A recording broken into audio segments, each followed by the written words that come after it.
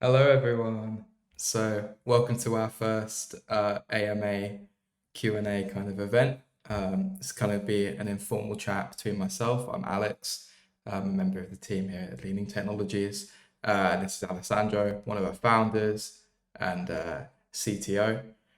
And we'll kind of be talking primarily about CheerpJ 3.0, the next update to CheerpJ, which is our Java JVM browser replacement.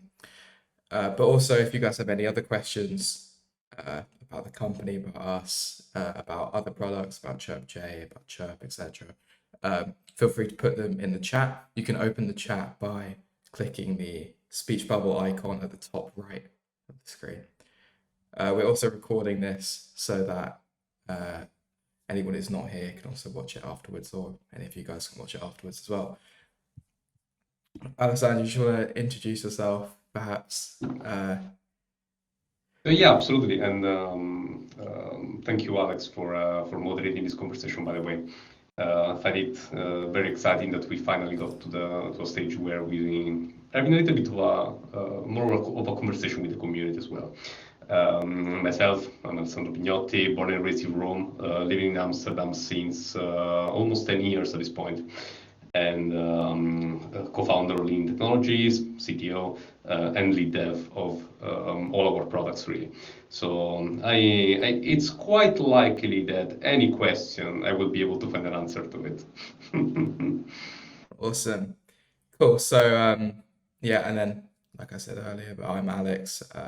I joined fairly recently, and yeah, all right, let's get started with some questions. So, can you give us a brief, for people who are unaware, brief explanation of kind of what CheerpJ is, what it's for, what it does, etc. Yeah, sure. So CheerpJ is I guess depending on the perspective, if we want to go for the little bit more commercially, saley perspective, it's a solution to run existing Java applications and applets. They are still a thing in an unmodified, modern standard browser. So what this means is that although historically you will be able to run in the past Java applets in the browser, you will do that via the plugin technology, which is completely deprecated. It was a terrible idea, brought an insane amount of vulnerability into the web ecosystem. That was not great.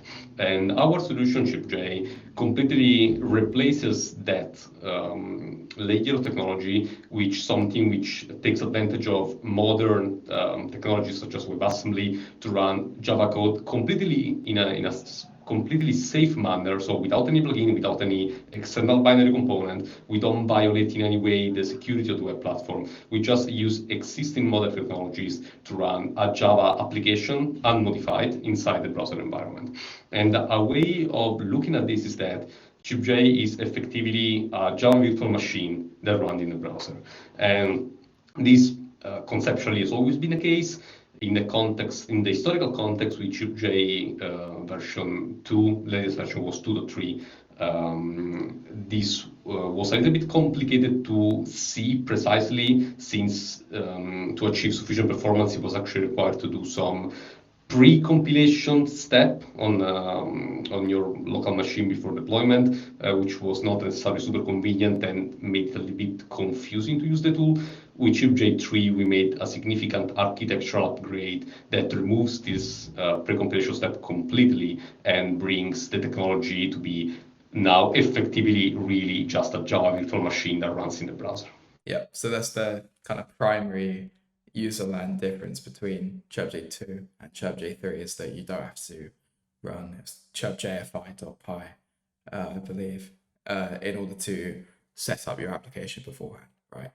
Yeah, that is correct. And one of the really in the design of this architecture, we really made use of all the issues we've seen over time with CheerpJ2 to build a new architecture that we know will be easier to use, because effectively it removes from scratch the source of most of the issues which people used to find in CheerpJ2. So we, over the last several years, we've been able to observe what were pitfalls that people will encounter in the use of our technology, and we rebuilt the technology so that this pitfall, they're not just easier to find, or they're not just harder to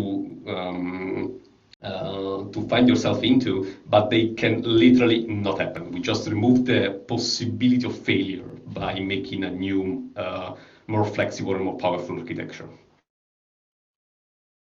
I see. Good. Cool. We've got our first question.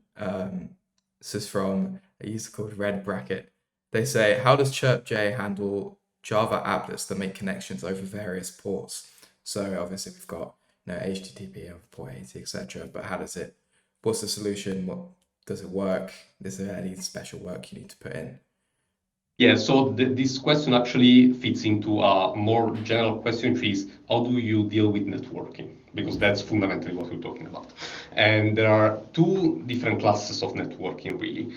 And in our experience, since we're looking about applets specifically, let's start with those. Most applets tend to actually use HTTP on the same host on which they are deployed. This is not something that has to be the case, in the sense that while the web as it is enforce what are called cross-origin rules on request. So unless you do something special by configuring your backend servers in a special way, you can only communicate with HTTP servers which are on the same domain as the page you're currently in. These are the cross-origin rules.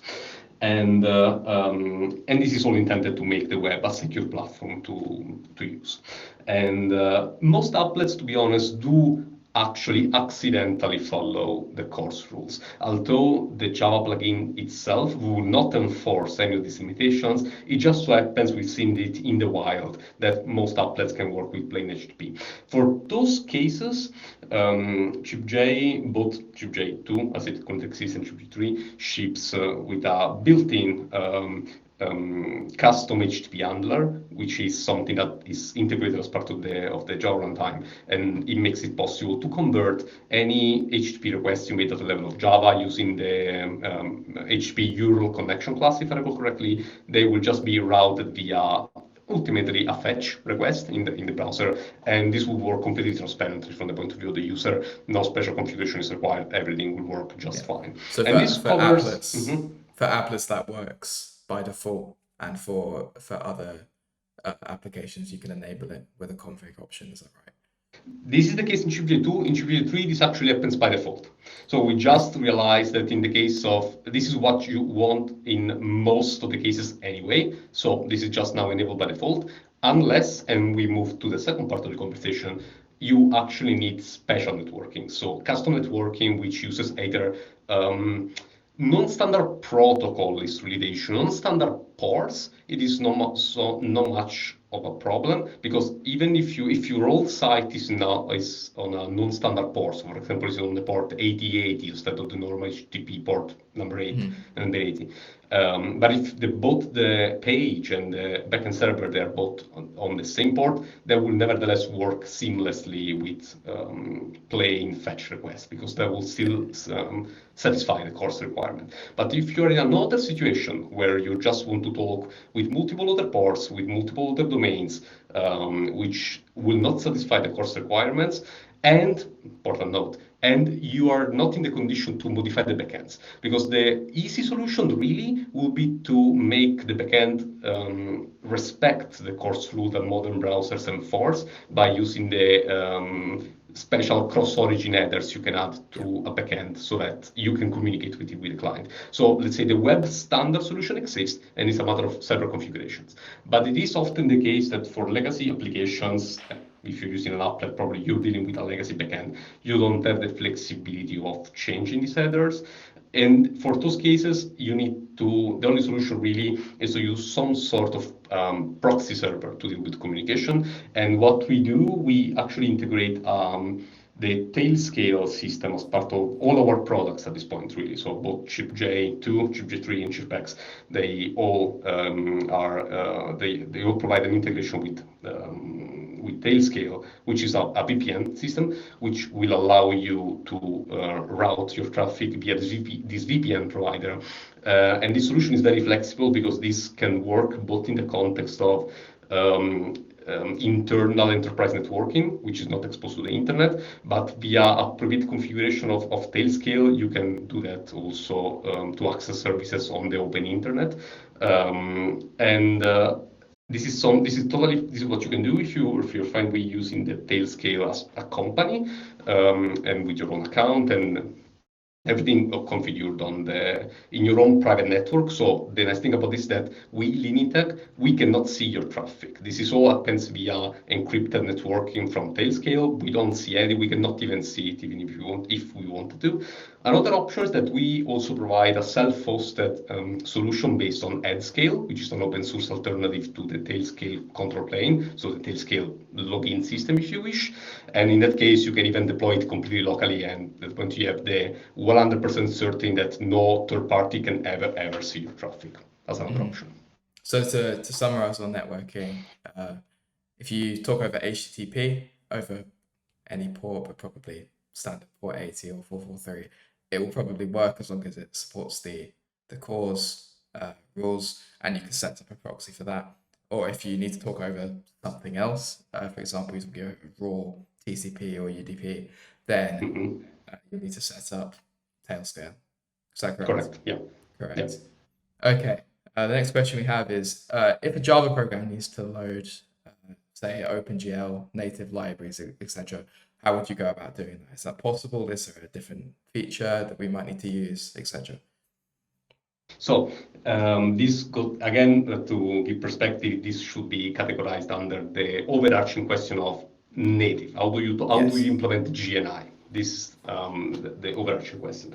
And to put things even more in context, well, GNI actually is part of the Java runtime in itself. So a significant chunk of the Java runtime that we compile is actually written in C or C++ and needs to be compiled. And the way we do that is to we literally take the code and modify as it is. We have written our own implementation of the gni.h header effectively, and we compile the whole thing using Chirp, our C++ product, and we ship a final WebAssembly module, which in the case, as things stands in CheerpJ 3, it is called cg3n8.wasm, and the N stands for native, and 8 stands for the Java version that it covers, so the Java version 8. And so effectively, we have currently internal solution to compile the source code of GNI modules and make it run via WebAssembly, completely integrated with the Java runtime. This is something which in the future we could think about also providing to the public. It's currently an internal-only solution, but this still requires compiling from source. So you need to be able to have the source code of the GNI module you want to compile for the sake of generating the WebAssembly module that can run it. The reason why this is not yet available to the broader public is that there are some technical things we still need to figure out. In particular, currently the GNI code from the runtime is a monolith. It's not that big, but it's one single WebAssembly module that covers all the functionality that are natively implemented in the runtime. But for the sake of allowing the public to use this, we will need to figure out a way to have this split in multiple submodules, which can be then dynamically loaded. And there is some complexities. We've been scoping the problem out with my colleagues, and we know how to do this more or less, but there are some complexities, so we are not prioritizing this right now. But the idea will be that eventually, via the gni.h header that we've written and the Chirp compiler, it will be possible to generate additional WebAssembly GNI modules that will be loaded at runtime and will provide the native functionality. And this way it will be possible to use things that we have seen in the wild. For example, I remember a user of CheerpJ used some native C library that was generating, I think, drawing of chemical structure, some specialized field-specific library coming from written originally in C and exposed via GNI. And in the specific case of OpenGL, then there is another layer to there, because the GL library itself is just an interface to something else. And then the question arises, how do we then integrate this with other pieces of the stack that in a sense we have already written? Because with Chirp, we provide actually an implementation of of OpenGL, which is written on top of WebGL. So the question will be then, how does these two things fit together? Most likely there is a way to make them fit together, but right now this is not 100% clear. It will require some research and development there. But so more or less the plan is that we think that in the medium term, but this will happen after the 3.0 release, there will be a way to compile third-party GNA modules from source. GL in particular, it's a little bit of an open question. We need to understand how much of a priority that is for commercial customers in particular. But there is the sub part of the problem, which is what happens if you just have the binary GNI, if you just have the SO modules as they come from the inside the jar files. In that case, we might maybe imagine a future in which we might be able to connect this with our CheerpX virtualization engine, but this is not something that we want to do, not even in the medium term. It is unclear if we will ever do it, but there is a technological pathway to get there. But the fact that this truly makes sense is currently unclear to me. Right. So the answer to the question is currently it's not particularly possible, but in the medium term we might be able to release a solution for this.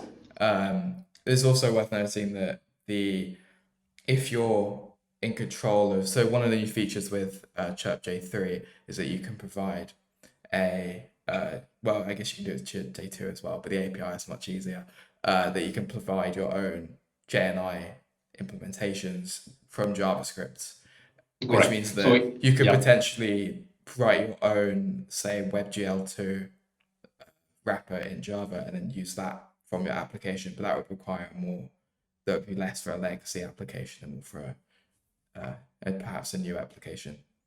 Yes, this is all correct. So in all my discussion, I was sort of assuming that you would have some sort of meaningful logic in the API, which you could write manually in JavaScript using the user GNI functionality, but it would be very inconvenient because there will be quite a lot of code. If you have something which is just a straight mapping between one single GNI call and one single line of JavaScript, then it may be feasible to do that using the user GNI functionality. But that was, to me, more oriented toward the need of interfacing with a web application more in general. So I know it can be used for multiple things. The API is generic and is designed to be generic and flexible, but the architecture for me goes mostly along the lines of letting people integrate existing Java code or existing Java libraries into a new web application where you might need to call small snippets of JavaScript here and there, but you don't need truly a large surface of implementation. Yeah. And that kind of rings true with a lot of leading technologies products, I would say. For example, if you're comparing Chirp, the C++ compiler, with MScript, and Chirp's goal is to get existing stuff to work with as little changes as possible a lot of the time. And the while of course writing. Yeah, so it's I think we do tend to follow. We have a little bit of an ethos with the product that we make, that we really want to build stuff that can work at scale. And most often than not, we do prefer to have generic solution that can cover many cases compared to be. That's probably the right words, that our tools are not opinionated. We don't want to tell people what is the right way of doing things. We are rather make very generic tools that can cover the widest possible surface of things, and then we let the user figure out how to build something that suits their specific needs. Yeah, it makes complete sense. So the next question we have is, how does CheerpJ manage file access? So say, for example, you have an application, a Swing application that wants to open a file from the local file system. Does that work? Is there other issues in there? How would you do uploads and downloads and things like that? So the way this will work in CheerpJ 3 is exactly the same as it works in CheerpJ 2, and the file system you see is a virtualized file system. So you see a file system that only exists in the context of the page. There are multiple mouse points. It's a little bit complicated, but the general idea is that you might be able to access either data which is available on the HTTP server or data which is available literally locally from the browser via an IndexedDB based file system. If you want to access something which is actually on the local file system, this gets a little bit more tricky. And there is currently no built-in solution that will allow you to do that, mostly because there is truly no built-in solution to that in the browser itself in a sufficiently flexible manner. So there are some possibilities. There is a file system API which might allow us to do something nicer, and we do have planned to integrate it in the future. But currently, this is simply not a thing. This is a little bit unfortunate. I think it would be probably quite nice what we can achieve with the file system API, but nevertheless, it would only work on Chrome. I think the support on other browsers is still quite spotty. So it's one of those things where, sure, we might implement something that will allow a significant chunk of the user base to improve the experience, but it will not work everywhere. And at that point, from the point of view of the developer using CheerpJ to make its own web application or to port its own app, there's still a piece missing right there. So this developer will most likely need to still implement a different workaround to support the other browsers. And I guess that my perspective here will be that if this workaround is needed, it might just be a better idea to just use it across the board. And the workaround, generally speaking, to actually take advantage of either the user GNI functionality or the library mode functionality, so the two ways we have to interoperate between Java and JavaScript code, to just do the file upload natively in JavaScript. When there are multiple ways of doing so, you can even decide to use the file system API yourself or just use the legacy input DOM element for the sake of getting the file. And at that point, the file can be read from JavaScript, converted to a uint array, so a piece of data fundamentally, and then that data can be either directly manipulated from Java, it can be passed back as data, or otherwise you can put it into the file system using the /str file system, which supports both strings and binary blobs, and with that you can be able to access it from the application.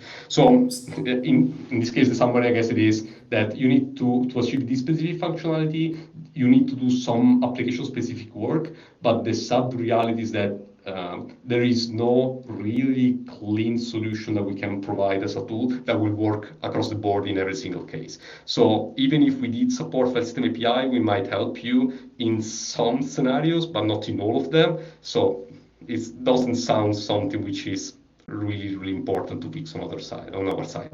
Maybe we'll do it, but it's not a priority. The thing with many things like this, Clipboard as well, is that the browser APIs are fundamentally less powerful than the ones actual full-fledged Java or Java applets used to have access to. The reason being, the browser has to be a more secure platform and also supports many different things. Some, say for example, on iOS, you don't even have a real userland file system, so it doesn't really make sense to have files like that.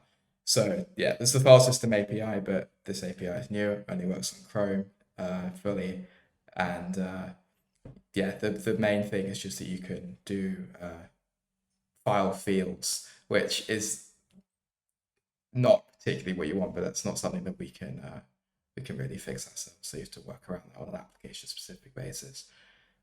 So something you mentioned, Alex, is that you mentioned the Clipboard API, and I mean we've been recently fighting another round of the long battle with the Clipboard capabilities. The thing there is that sure, there are very serious security concerns with giving access to the Clipboard. That's fine. I totally understand that. But what is less really clear to me is, the current situation of things is that sure, you're not supposed to be able to access the Clipboard. Or maybe, I'll just provide one line of context here. So the security issue with Clipboard is that if you allowed any web application to read the Clipboard, they will just copy your passwords all the time. So this is fundamentally the problem, that in the Clipboard there might be sensitive data. And the password is a typical example. So this is why a web application cannot really, by default, have access to the Clipboard. And that justifies then everything all the problems that happen down the line from this. But the thing is that there is the permission API for the clipboard. And when you enable this permission API, then you're supposed to get access to the clipboard, but. And this but comes with quite a long list of side cases where getting a clipboard might or might not work. In some cases, yes, depending on specific timing constraints and all these sort of things, which when you look at them, they seem more that the whole current situation is a sort of internal conflict, even probably in the Chrome team, between the security people and the people that want to build complex applications. And it seems like the current balance of the thing is not like really a compromise that makes sense. It just feels like a very complex set of rules that make probably a couple of specific applications work, a couple of specific web applications work, and they're sort of secure more or less. This is all not great. So it's really difficult to, from our perspective, to wrap our head about how to build a robust solution there, because it's often unclear what the rules even are or what are supposed to be, and also what are the rules that are enforced by the standard and what are the rules that are accidentally implemented in this specific version of Chrome that you're currently looking at.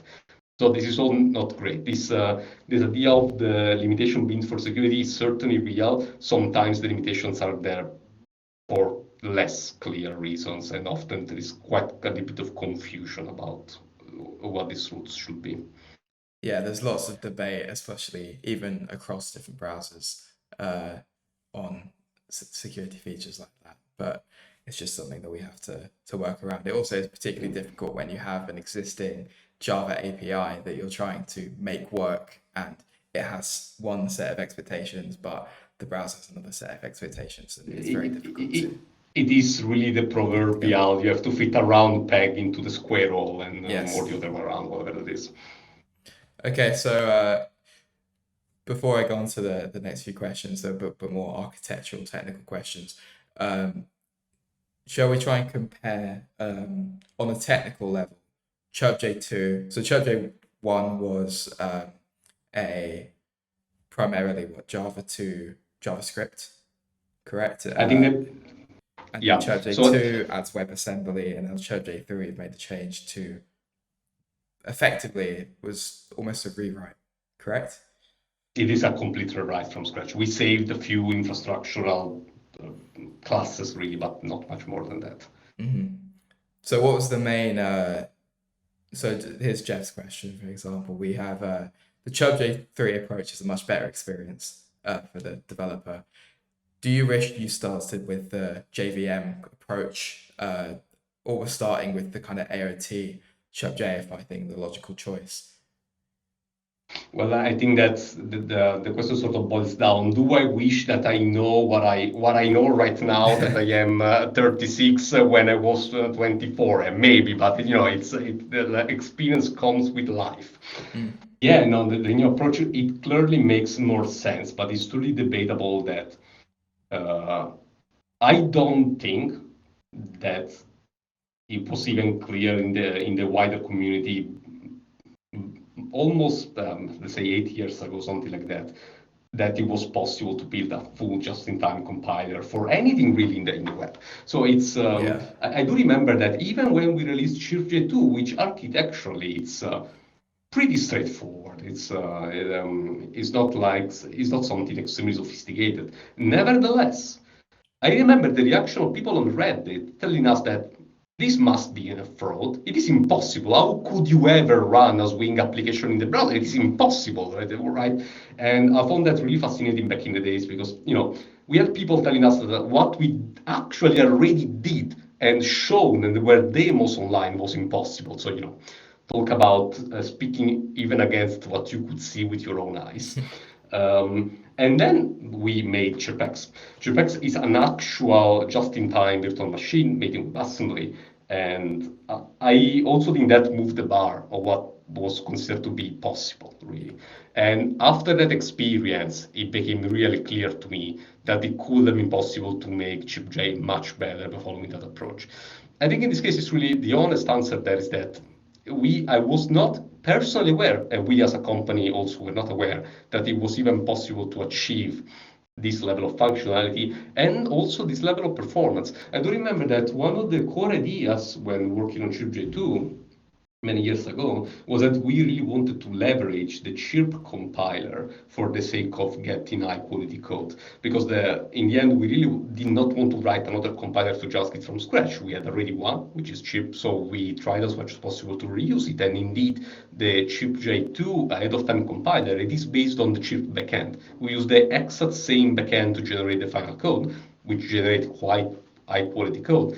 But then we also realized that it is completely possible to achieve a very competitive level of code gen quality with just a just-in-time compiler, mostly because really the advanced capabilities of Chirp as a full-fledged ahead-of-time compiler, they cannot truly always work that well for Java for two reasons. So really, the Chirp compiler itself, based on LVM, is a compiler which is completely built around the native application model, working on a linear representation of memory.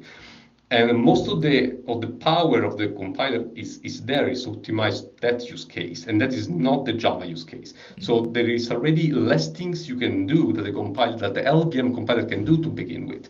And then the choice of doing IoT compilation also implies that you actually cannot do quite a lot of advanced optimizations which require runtime knowledge. And one of these, which I've recently implemented in CheerpJ 3, is the virtualization. So Java code, in Java, pretty much every single function call is going to go via the virtual table if it's implemented in the most straightforward way. But it's not what happens in practice. So in practice, the Java virtual machine can actually see what classes may be derived or not at runtime and generate more optimized code based on this knowledge. And this is a little bit complicated. At times you might need to go back on your steps because you might figure out that the choice you made in the past is not true anymore. This is called the optimization, but it's all fine. On average, you get better code and higher quality code. And all these techniques are only ever possible in a JIT context. So it is possible that maybe due to having a JIT compiler which cannot take forever to compile, you need to have strict timing constraints. You might lose some sophisticated optimization that the chip-based pipeline was able to do. But on the other hand, you gain so much more optimization opportunity with runtime knowledge that this trade-off is certainly convenient in the end. Okay, yeah. So for those that aren't aware, CheerpJ 3 completely gets rid of the whole AOT situation. So effectively, the instant processes drop a script in your page and it works. This happened with CheerpJ 2 as well, but you've got less performance unless you used worse performance unless you use the AOT scripts. But now that doesn't exist anymore. Everything is jittered, and that can unlock different, perhaps better performance. I guess a good question actually, Alessandro. How does the performance compare right now? How do we expect it to compare to CheerpJ 3 and CheerpJ 2? So for CheerpJ 2, we need to distinguish between the two situations where you use or you do not use ahead-of-time compilation. And this is in particular relevant for the user base that uses the applet runner Chrome extension based on CheerpJ 2. In the applet runner scenario, there is no ahead-of-time compilation step because you're just installing the extension and this extension is running whatever applet is on your page. And of course, there is no coordination with the server. Nobody has ever done the IoT compilation step. So everything run with a very simple just-in-time compiler. It's a trivial compiler. It doesn't do anything interesting. The result of this is that the performance of complex applets running with the CheerpJ applet runner was always not great. And in a sense, it was also intentional. We wanted people to get in touch if they had large applications, whatever. But there were also some not strictly technical choices around that. So if you compare CheerpJ 3 as it currently stands with that way of running CheerpJ 2, there is truly, it's black and white. The level of performance that CheerpJ 3 achieves does not even compare with what CheerpJ 2 without the IoT could achieve. And this is also obvious and it's not very interesting. When it comes to comparing against CheerpJ2 with the AOT compiler, I am currently quite happy about the runtime performance. So the performance that the application has when you interact with it, when you click around, you change your menus, you if it's some sort of game or animation, the frame rate. It is the current state of CheerpJ3. I think it's either competitive right now or actually strictly better than CheerpJ2 ever was. And this comes mostly as a side effect of being able to do all these runtime optimizations that were not possible back in the day. So the virtualization in particular, but also just generating the code you strictly need to reduce the pressure on the compiler pipeline. What I'm not yet currently completely happy about is the startup performance, and this mostly comes from some pretty sophisticated interaction between the jitting that we do and the jitting that the browser does. So in the end, we have a waterfall scenario in which we detect that code is hot, we jit it, then this is further jitted down by the browser into native code. And this in itself is fine. So the final code quality that this process achieves is very high, and we are very happy with that. But the level of quality that the browser uses in the middle, so between the code is immediately compiled and the final optimization step, this level in the middle, they are quite suboptimal. And I'm currently working this over the last several weeks to try and optimize that. There are quite a few things that we can do, but we still need to put effort there. It's quite interesting that actually, in a sense, in terms of timing, we've been quite lucky in this case since either the next or the one after that version of Chrome will enable a new mid-tier optimization level, which is called maglev. And this is another step in the compilation pipeline of Chrome that is intended to be used earlier than the full optimization and still generate higher quality code. So currently, among the many things we're working on, there is also fine-tuning our own code gen to better take advantage of this new feature of Chrome, which is not available right now in the stable version, but is available in the beta. So it will be available in the next month or so to every user that has automatic update. So we always keep our tools aligned with what is the state of the technology. In particular, we tend to profile on Chrome, which because is one of the most sophisticated browser and one of the most widely adopted. So it made sense to use it as the baseline for optimization work. And it is in general true that what we do tend to reflect positively on other browsers as well, because the general architecture or JavaScript engines tend to be quite uniform at this point. So there is no true outlier. All browsers tend to do more or less the same thing architecturally. Further on performance kind of things, how do we handle multi-threading in the JVM? Is it different to CheerpJ2? So Hans here says that CheerpJ2 has caused some race conditions in their legacy application. Does CheerpJ3 change that at all? So race conditions will be surprising in the sense that the monitors are always being correctly implemented. Of course, there might be bugs. I cannot exclude that, but generally speaking, if the question is, does CheerpJ either 2 or 3, this applies to both, correctly deals with Java synchronization primitives? The answer is yes in both cases. So Java monitors, object.wait, object.notify, these are all were supported in both versions of CheerpJ. That doesn't change. Threading is always what you will call green threading. So the code is always running on top of the main thread of the browser, and threads are alternating in time to provide the illusion of having actual multi-threading running. This is really the best that the browser can provide right now. There is multi-threading in WebAssembly, but that can only strictly ever apply to code running in linear memory. So there is no such thing as either multi-threaded JavaScript or multi-threaded WASM-GC code. This does not exist. They are not a thing. So effectively right now, the only solution to have actual multi-threading by using WebAssembly will be to generate actual linear memory code and then running your own garbage collector. It is a choice that we think is actually not efficient. We run code by taking advantage of the browser garbage collector, because we know that garbage collection is a very critical part of running large-scale Java applications, and we know that the extremely sophisticated garbage collection that the browser engine provides is going to always be better than what we can do. So it doesn't make sense to do that in-house. It makes sense to delegate that to the browser. The additional side effect of this choice is that interoperability with JavaScript is very easy and very efficient. If you run something, if you choose the other path and we were to generate code that runs on the WebAssembly linear memory, even if we have multithreading, which could be an advantage for some applications, it will be a disadvantage for any application that want to have quick interaction with JavaScript, which is something that we believe it is really going to be the long-term path to success for CheerpJ, is not just running existing applications in the browser, but building web applications using Java components with CheerpJ. And this is where all our investment in library mode goes. So the short answer is that multithreading is soft multithreading implemented by doing time slicing, so pretty standard technique. In most cases, it works the way you would expect, since especially graphical applications tend to use multithreading mostly for the sake of interactivity, not for the sake of throughput.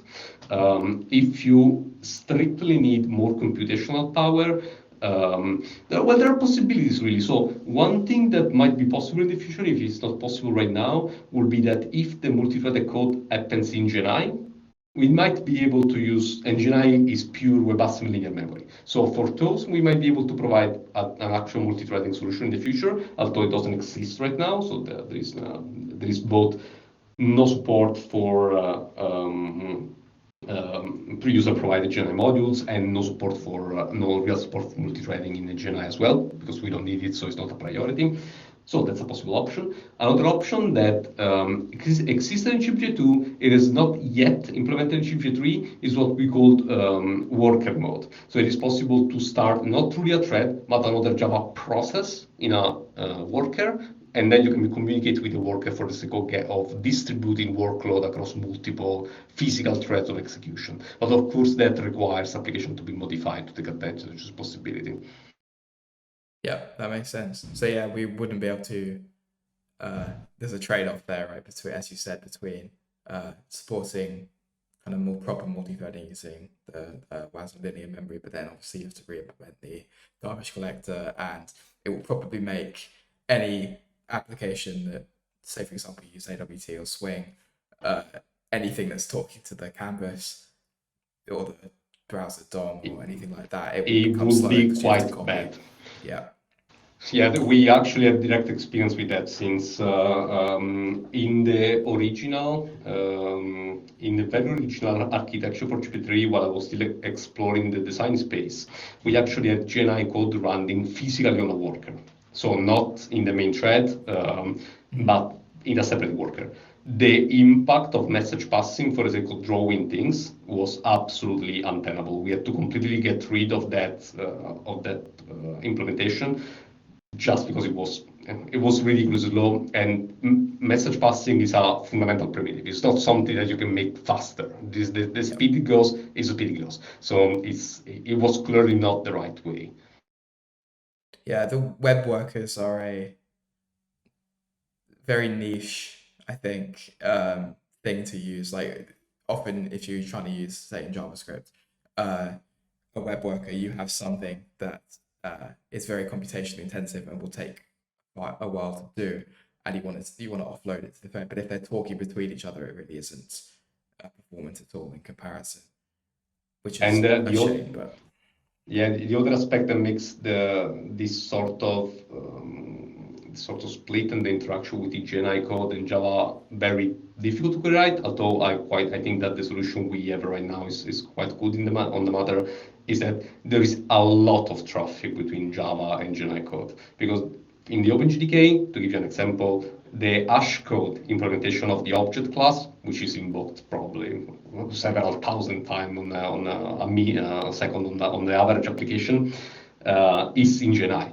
which means that you need to have a very, very efficient code path that brings between Java, GNI, back to the VM to get internal data and back across this whole code path. So it is possible to write a toy that's where the GNI code runs in a worker, and potentially you might even have nice multi-threading and all this stuff. It is in practice not a good idea. It will not give you any performance advantage because it might make a niche test case work faster at the cost of making everything else work much slower. So it's not a good deal.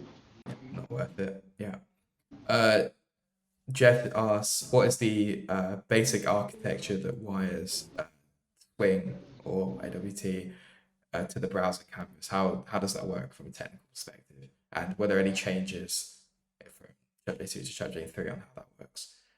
They're keeping the last part is the easiest to answer. There is no architectural difference, and there is a part of the question which sort of lead the answer in the wrong direction. So I want to correct that first. There is no single canvas because that is not the right approach. Again, we tried in the past, but this is not the right approach. The natural way of implementing AWT is that each AWT component would normally be a surface, which is a general term to say a piece of the screen where you can put pixels on the actual underlying operating system. So AWT component in Java terminology, they used to be called heavyweight components because each one of them will correspond to an actual window. In the case of Win32 API to a window handle, in the case of Linux, one X11 window. And the way Swing works on top of that, at the point becomes trivial because these surfaces, they are just pixels that can be drawn to, and then Swing is completely software drawn. So in the case of CheerpJ, the result you see for a Swing application will be ideally and most likely actually pixel perfect compared to what you would see on the native, because this is really not something that we are changing in any way. We are providing Swing with a canvas to draw things in. The canvas is also an HTML canvas, but canvas here is a more general terminology to say just a chunk of a rectangle of pixels that can be written to. And then Swing will draw whatever is, it will draw with its own logic, and we make no change of that in any possible way. The reason why you actually need to have a separate surface, which also means a separate HTML canvas for each heavyweight component of AWT, is that if you don't do that, there is a really, really horrible flickering. In the past, originally, in the early days of CheerpJ2, there was one single canvas per window. So not one canvas for the old CheerpJ display, but one per window. And we were managing internally the data and triggering the repaints as needed. The results were really, really terrible. And in the end, we had to accept that the only right way of doing this is to follow the native approach, which is each component is a window. We do a little bit of an optimization on top of that, though, is that since it is quite often the case that there are a lot of AWT components which are stacked one on top of the other, and each one takes exactly the same surface, which means that in all of them, but the topmost one is completely invisible. In that case, we optimize the canvas away, we remove it to save on memory. But normally speaking, we follow the same approach as native does, where every component exists. So in terms of CheerpJ2 and CheerpJ3, there were no changes there. So in terms of improvements to, so if someone asks you about rendering speed differences, presumably it would be the same, excluding the performance. Well, no. No? Yeah, exactly, because what changes the performance side of things, right? So the rendering performance is not really limited by the architecture of the component. It comes probably from the low-level GNI code that yes, renders things. So I would imagine that I would expect, and probably it's already the case, that CheerpJ3 will be faster in that regard compared to CheerpJ2. It's difficult to provide a completely informative answer here without knowing what is precisely the case and behavior that the user was observing, of course. Okay, and a question from Christy here. Does CheerpJ3 have any UI management for Oracle forms? Specifically, does it have any automatic UI transformations that can be applied for on-the-fly UI theming? of Oracle No. forms? So the answer for in this case, which also is a more general answer to it's also a class of questions, not just a question, but covers a wider reasoning here. What we make is a Java virtual machine. We make something that runs Java code as it is. Our tools cannot make modern responsive web applications out of your Java application, because fundamentally this is something that has no meaning from the point of view of a tool. So how could a tool, an automatic tool, just figure out that what is drawn on screen is a collection of buttons and this should actually be put in a responsive layout? It doesn't make sense. Well, this stuff is something that people can only do at the application level with knowledge of what is the intended design and purpose of an application. And I will not be able to provide details of the specific Oracle forms, because although our tool is used a lot to run existing Oracle Forms application, it's one of the main use cases we observe in the enterprise sector. The good thing about what we do is that we do not require specialized knowledge about Oracle Forms. We do not require specialized knowledge about any type of application, because to a large extent, we are completely agnostic, not to a large extent, we are completely agnostic to what is the application you're running. We're providing a tool that will run your application as it currently is, without any change. That's the selling point. We not only we will not change how your application look, we cannot change how your application look. It's something that this architecture simply does not allow, because it has no meaning. This is equivalent to asking to Clang or GCC, why cannot the compiler change my Windows application to something else? The application does what the application does, and the compiler transforms one language into another. There is truly these two things live so completely different domains.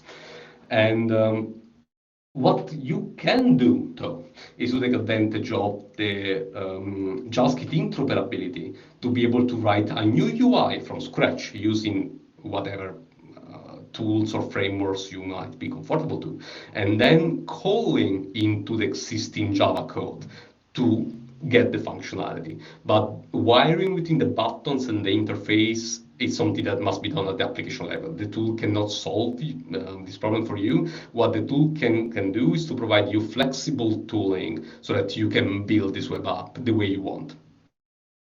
Yeah, so a solution there, for example, might be, so Jeff, for example, is building a library called CJ which is a kind of wrapper or interface for common web APIs to Java using CheerpJ 3, in particular over the JNI. And that's one way of solving the problem, but this will be the case in which you have your main logic, which is driven by the Java side, and the Java side want to use DOM APIs to build something which is a responsive web app. This is one possibility. But you could also have a web app that then kind of has a back end, so you can have like a React application that then when you do something, it asks the Java to do some calculations and then takes the data back and renders it. Yeah. Exactly. So you can flip the logic. My feeling is that of these two, in the specific case of Oracle Forms, this latter is the better approach, where a new web application is written from scratch in whatever language, framework, whatever technology the user selects, and then the CheerpJ library mode capabilities are used to call into Java to run specific part of the logic and to get responses back. But that's a completely different process to just making your Oracle Forms application work on the browser, making it very accessible and use web primitives. Yeah, of course. So different. The selling point for CheerpJ remains your app will run as it is in the browser without any change. Library mode extends this possibility to make it possible to use library components, so Java components. So specific libraries, for example, the iText library to create PDF. Thanks to library mode, you could integrate that into an existing web application completely on the client side. While currently, you will probably just deploy a backend server for the sake of running these specific domain critical libraries. in the case of an existing applications, you could still use library mode to integrate with the web app, but that would require quite a bit of fiddling on the user side of things. Mm-hmm. Okay, so Jeff has asked, what runtime speed, launch speed, and kind of runtime size optimizations are still possible? Do you still plan for any optimizations before a release candidate? What are we looking for in terms of improvements? Yeah, so here Jeff is referring to the various startup time optimizations that we offer in the console CheerpJ to WebAssembly. So there was preloading, there was doing ProGuard, there was a few other things here and there. But most so in terms of what is supported right now, ProGuard is supported, so there is support to get a ProGuard configuration file that will let you optimize your jars after running the functionality you need. And to give some context, ProGuard is a third-party tool standard in the world of Java that support many use cases, but one of the use cases is to trim down the size of jar files by removing unused code. So the problem of removing not used code in Java, it is really, really tricky. So while on a language such as C++, it is fairly trivial to remove that code, and these are completely standard compiler optimizations. In the case of Java, due to the existence of reflection, it is in general impossible to know what code is used and what is not. Because at any point in time, the user could do class.forName with an arbitrary string, and from that you may get access to another part of the code that you had not previously observed to be usable. Which means that the tool itself cannot remove code automatically because it is truly completely impossible. The user can always access everything conceptually. The tool cannot do anything about that.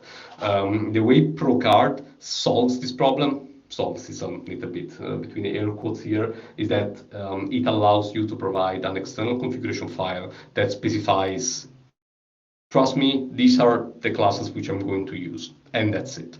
The difficulty then lies into actually figuring out which are the required classes.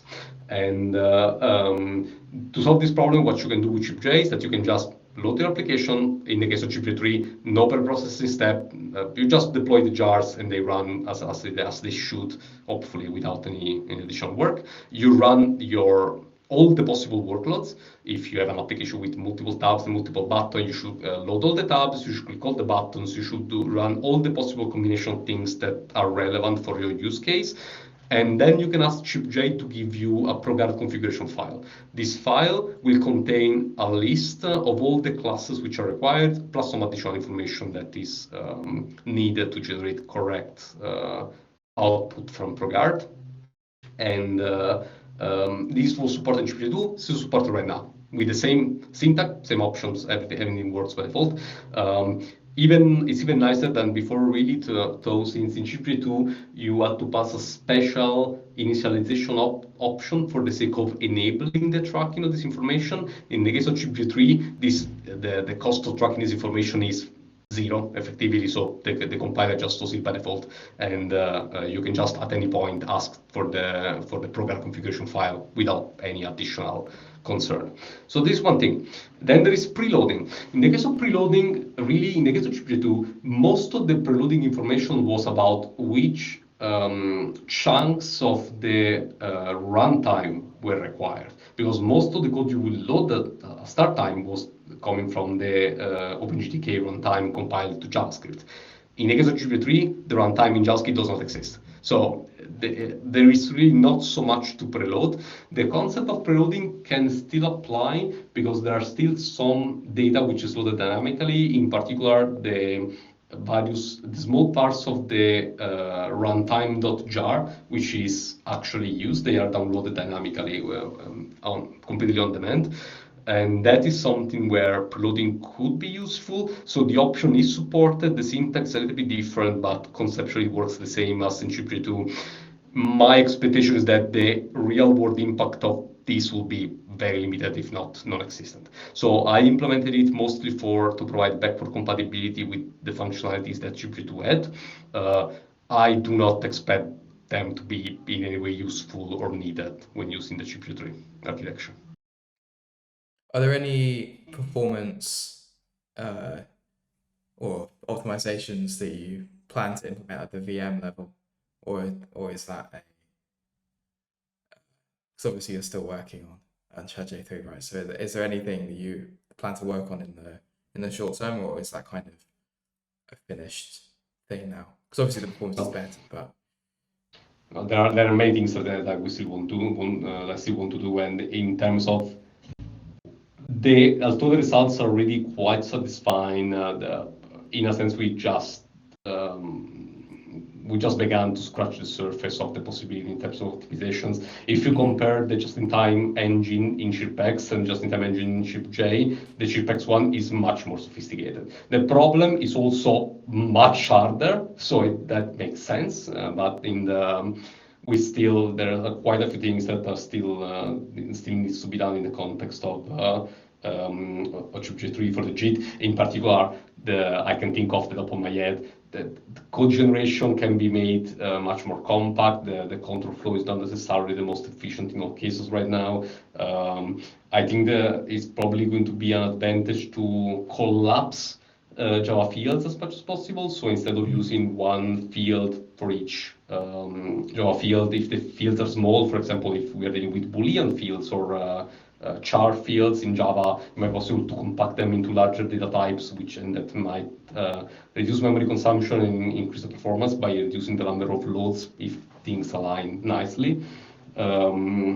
Just a couple of ideas, but there are quite a lot of things that needs to be done. But right now, my whole focus is to work not really on the code gen per se, but on working on figuring out things that we can do to optimize the startup time. And these really are, in a sense, narrower, because we are really not really focusing on reducing necessarily the amount of code or doing optimization in a more traditional sense. We are more figuring out a way to make the optimization pipeline inside of Chrome behave better in the context of what we provide. So it is more something which goes along the line of co-evolving our architecture to better suit what happens inside Chrome and the V8 engine, compared to strictly optimize one additional operations out of the code.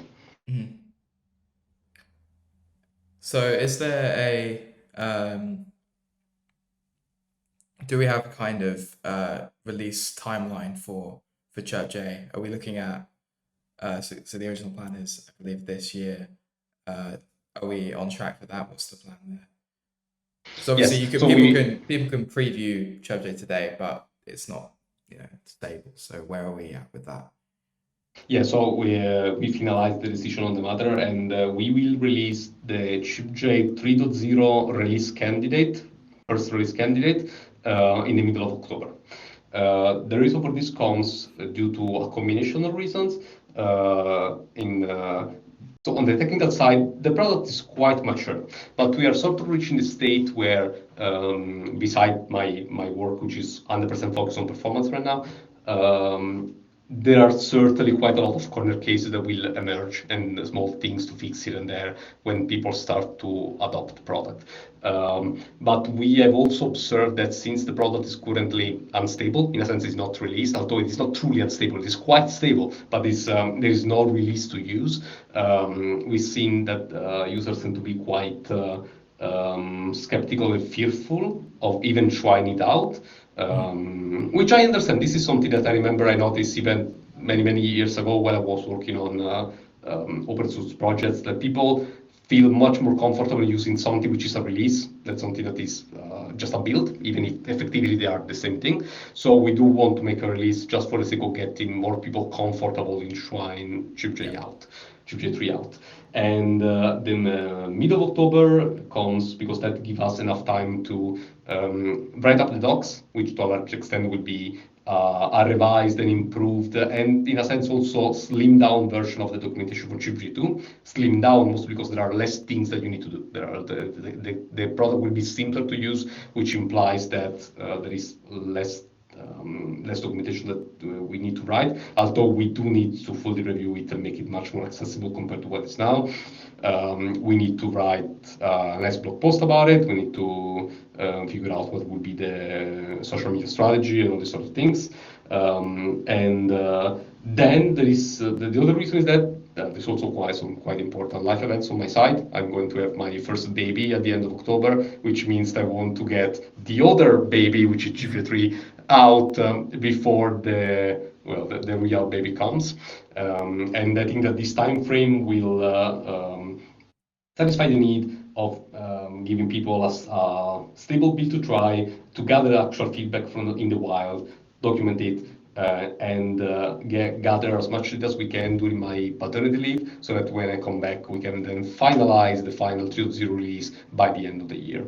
The release candidate, from my perspective, I might not be maybe completely happy about performance, but I'll do my best to get a level which I am comfortable with. But I'm not sure where they will get. Still talking about server performance. Runtime performance is going to be fine, most likely. But it's quite possible that the release candidate might not fully support AWT components. So the reality is that AWT components, they are supported in CheerpJ2, most of them. Porting that to CheerpJ3 is not difficult, but it's time consuming. And it's something that doesn't feel like to be the most important thing right now, especially because in the end, the AWT components are really strictly relevant mostly for very old legacy applets, which is not the main use case that we envision CheerpJ3 to be used for. Because even if you want to run large-scale applications, including Oracle forms of interactive physics demo and all the educational content, we expect this to be based on Swing, most likely either Swing or other custom rendering solutions. So no real AWT components there.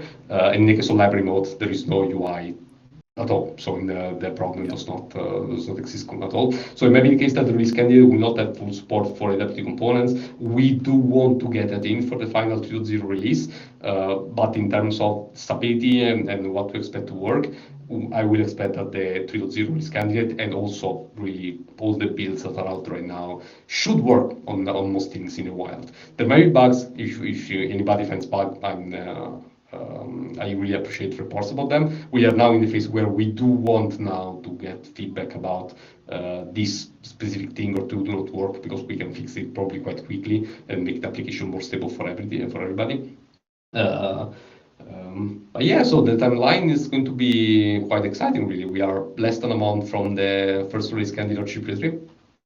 Yep, brilliant. So yeah, mid-October release candidate for CheerpJ3, and then end of year, hopefully get a stable release, and you'll have 2 babies now as well. Jeff asks, does WebAssembly play?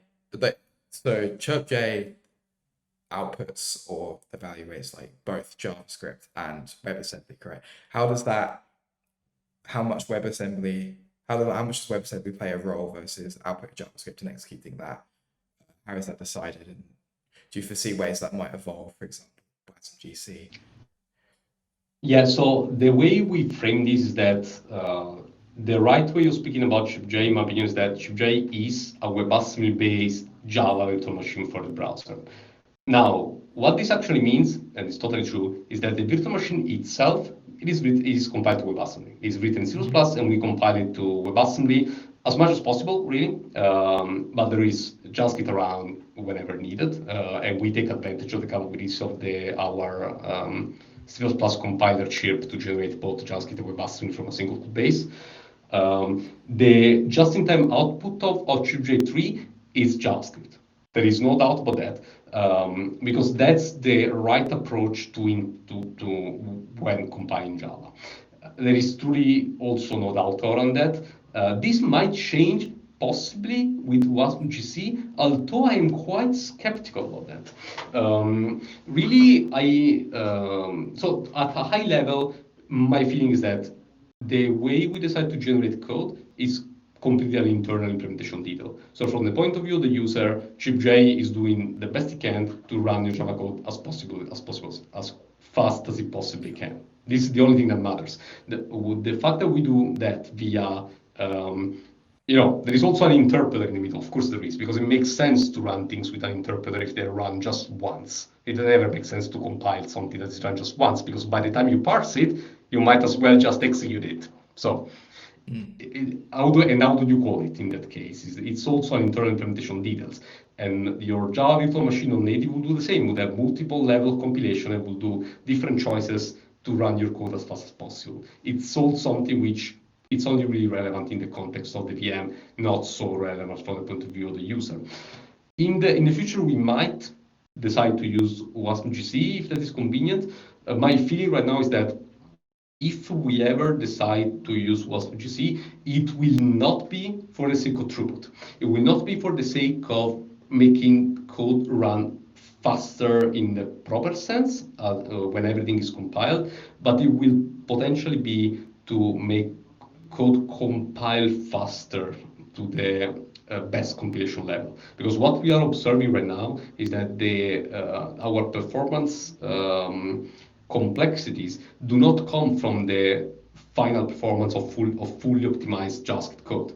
We see that the issues come from these mid-levels of optimizations that the browser uses. So this is something that could be optimized away by WebAssembly, but there might be simpler things we can do to get to the same level by better cooperating with the browser in optimizing code. And compiling WebAssembly comes with its own set of problems, really. So, and we know that very well from CheerpX. And in the end, the whole of the WASM-GC release was quite underwhelming, really. So the level of what they support has been, they had to compromise so much just to get the standard out, that in the end what is supported is, it could be used to probably run Java code, but it's not like super exciting, really. It's highly unclear and doubtful that there is an actual advantage to get there. And if there is, will be not on the most trivial possibility, which just the raw execution, the raw runtime execution. We expect that most of the advantages, if there is one, might be on shortening the compilation pipeline, really. So it's tricky. We will certainly not use WASM-GC for 3.0. We might change in the future what we decide, but if we do, the user will not notice anything, but just notice that things run faster if the decision makes sense. Yeah, that makes sense. So we output just JavaScript. That's kind of what we are expecting. Is there what is the kind of future lookout? That's the wrong word. How do you see the future of CheerpJ being used, particularly with the new library mode? What's the kind of goal with that feature? Are we expecting more people to be using CheerpJ in that way? Because obviously the developer experience is a lot easier with implementing JNI functions in JavaScript and also calling out from JavaScript into someone else's Java library. What's the kind of philosophy there? Yeah, I am extremely bullish about the perspective of CheerpJ 3 library mode. Although this is mostly based on a hunch, on a feeling I have compared to actual hard data, because I don't think there is any other way used at scale right now to really integrate Java libraries into an existing application. Maybe there is Google GWT, super limited. It only works if you write code that is designed for JVT, so it's not something that is really something that works at scale. But there is a lot of extremely valuable Java libraries out there, and it's a pity that people cannot use them directly inside web apps. And this is something that I realized while I was trying to understand what are the most popular people run with Java, to understand what was potentially interesting benchmarks to evaluate CheerpJ 3 on. And what I realized that there are not so many popular Java applications, but there are an insane amount of very popular Java libraries. So the fact that CheerpJ did not really cover the use case of libraries was very suboptimal. And with the new library mode, I am quite happy about how the API looks. I'm quite happy about the possibilities that this will offer. It is to be seen how the community reacts to it, and if that's something that people will find interesting. It's difficult for me to predict it. I think the design of the tool is quite okay. It is certainly one thing where we will need feedback from the community to understand how to steer the further development. And in the case of library mode, normally speaking, I try as much as possible to make designs that are backward compatible. So if I have to make some changes in the future, I always try to design things so that these changes will be extensions of the possibility, but what used to work in the past will always work in the future. In the case of library mode, I think that I might need to put this philosophy aside, since it is something that is so new and where there is so little that is known. It is uncharted territory. So it may be the case that the decision I made so far were actually not the best. And if that happens to be the case, I will be totally happy to change the design to work towards something which is more useful, even if that comes at the cost of not providing 100% backward compatibility. In the end, also with CheerpJ 3, like it was on CheerpJ 2, we still make immutable releases. So what this gives the user is the absolute guarantee that when they link their application against the CheerpJ 3.0 release, if something works today, it will work forever, because we will never ever change anything in that deployment. It will stay fixed till the end of time. If we make changes in 3.1, the user will opt into them by upgrading the version. So I think it's as much as possible, I will try to guarantee backward compatibility as we have always done in the past. For library mode in particular, it might be the case that we will need to change the decision we made, because I am not 100% sure that they were all fine. We try to make decisions that make sense. It might be the case that we have not seen some things. Yeah, that makes sense. And also, there's a different kind of community there for JNI things, because there's the whole JavaScript, TypeScript developers versus currently we have a lot of Java developers who are building, porting out applets, etc. Whereas this is kind of newer territory for us. Jeff asked, what are the mechanics of a JNI call technically? How much overhead is there versus just a normal call? Because obviously we have to do the conversion between JS types and JavaScript types or objects. Can you give some info on that? This maybe is one of those questions where I wonder if Jeff will be happy to know the answer to it. So the fact that we use the GNI, that is WebAssembly, it is true, but WebAssembly from our perspective is more a way of bringing the payload around than the actual way of executing the code.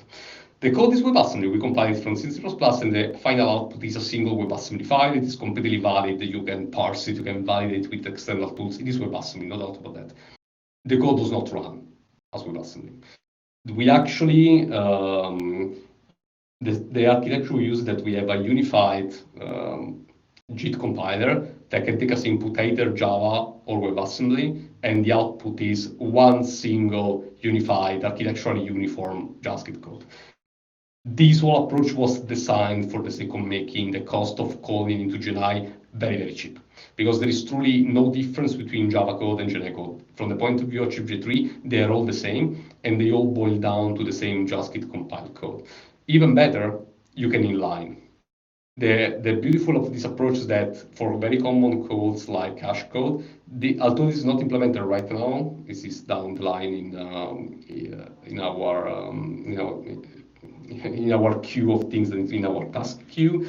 The idea is that if needed, we can even compile this all over readout, because we can observe that there is a Java code to hash code, and we know that corresponds to a GenI code that we know correspond to an internal built-in. So we can shortcut this whole thing and just have the built-in eventually. This is not implemented right now, but will be eventually implemented. And this integrated approach is only possible by making this fairly peculiar choice of deciding that GNI, the WebAssembly code exists. It's how we deploy the builds, but it's not how we run it for real. Brilliant. So we're coming towards the kind of end. I'll give people a few more minutes to submit any later questions. But yeah, thank you everyone for coming. Thank you, Alessandro. It's been about an hour and 20 minutes, so it's quite good. Yeah, so to summarize, we have CheerpJ 3 as a release candidate coming out mid-October, so just under a month from now. And then by the end of the year, a stable release that people can depend on, although obviously every release is immutable, so you could depend on a pre-release if you really wanted to. All right, it looks like there are no more questions, so if you have anything else to say, Alessandro, go Yeah, ahead. no, I want to thank you, Alex, for moderating the discussion one more time. I think you did a great job here. And I think that this seems to me to be a format that works. So we should probably do something like this in the future as well. Could be either about future releases or more time about CheerpJ 3 if the community is interested.